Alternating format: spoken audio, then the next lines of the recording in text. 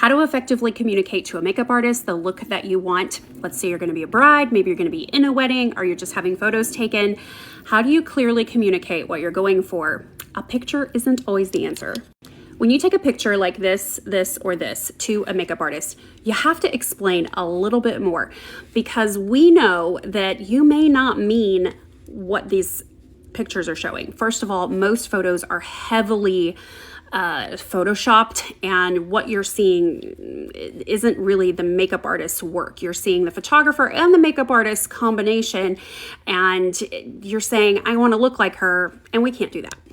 So what I really want to know is, are you okay with eyeliner all the way around your eyes?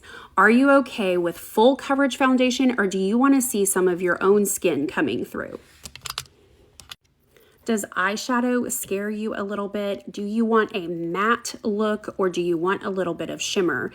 And you're probably, when asked these questions, if you don't think about it ahead of time, you're probably just going to say, you know what, you're the professional, do whatever you think is best. And while that sounds very polite, it's basically not true, because you only trust the person until you disagree. And there isn't just one look that's perfect for you. The truth is, you could look great with minimal makeup, medium coverage, or max glam. Those are also really good keywords to use when trying to communicate what it is that you want, because finding a picture is going to be a lot more difficult than you think. Most of them look just like this. If you Google bridal makeup, wedding makeup, there is a range, and you can certainly use one of those, but they are all exceptionally beautiful women who are models.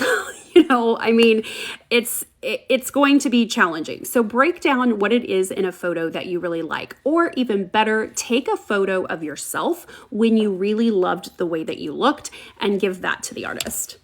If you tend to get really oily or really sweaty, point out the areas where you might need a little bit of extra coverage or powder. If you're just a mascara and chapstick kind of girl, and you're kind of being pressured into having your makeup done for an event, tell the makeup artist that I don't even wear makeup, so I'm a little anxious about this.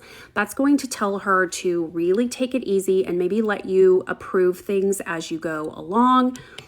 If you're offered airbrush makeup or traditional makeup, you need to know that airbrush is only as good as the makeup artist applying it. It can go on in a very light layer, or it can go on very heavy, but it is best for covering texture. If you have acne scarring or large pores, airbrush is the way to go. And when she hands you that mirror, arm's length distance, then come in for the close-up.